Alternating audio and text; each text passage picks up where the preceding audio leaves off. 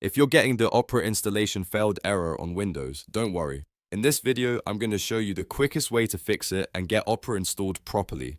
This is a super common issue, and it usually happens because of a corrupted temporary file, a broken previous installation, or a problem with the online installer. The good news is that you can usually fix it in just a few minutes, so if this video helps you out, make sure to hit the like button and subscribe for more easy tech tutorials just like this. Let's jump right in. First, we're going to start with the safest and most reliable fix, which is downloading the offline installer directly from Opera's official website. Open your browser and go straight to the official Opera download page. Make sure you're using the real Opera site, because you always want to avoid downloading installers from random sources. Once the page loads, scroll down carefully until you see an option labeled Download Offline Package or Standalone Offline Installer. This is the version you want. The reason this helps is because the offline package downloads the full setup file, which is usually around 100 megabytes or more. Unlike the regular installer, it doesn't need to keep pulling files from network servers during installation. That means if your previous install failed because of a connection issue, a blocked download, or a damaged online setup file, the offline installer can often get around the problem completely. Download that full installer and save it to your computer.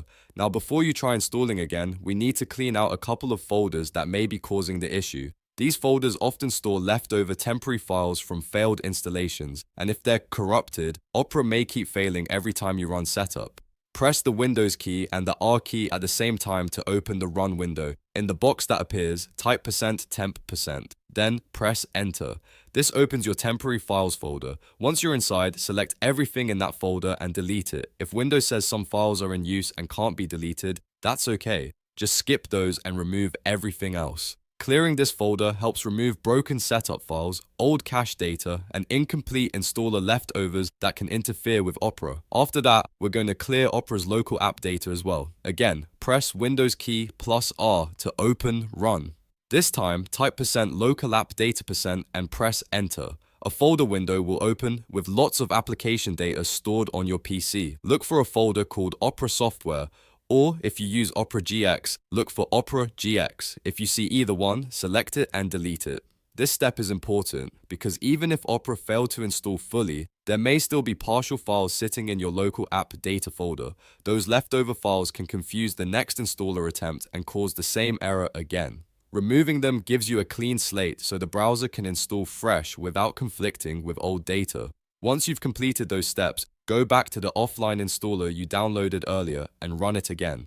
Right-click it if needed and choose Run as administrator to give it the best chance of installing properly. Since you've now downloaded the full offline setup and cleared out the temp and local app data folders, the installation should have a much better chance of succeeding. If Opera still gives you trouble after this, it's usually a sign that your Windows system had stale installation data or a corrupted previous browser file that needed to be removed first. In most cases though, these steps are enough to fix the problem and get Opera installed normally. So to quickly recap, download the official offline installer from Opera, clear your temp folder, delete the Opera software or Opera GX folder from local app data, and then run the installer again.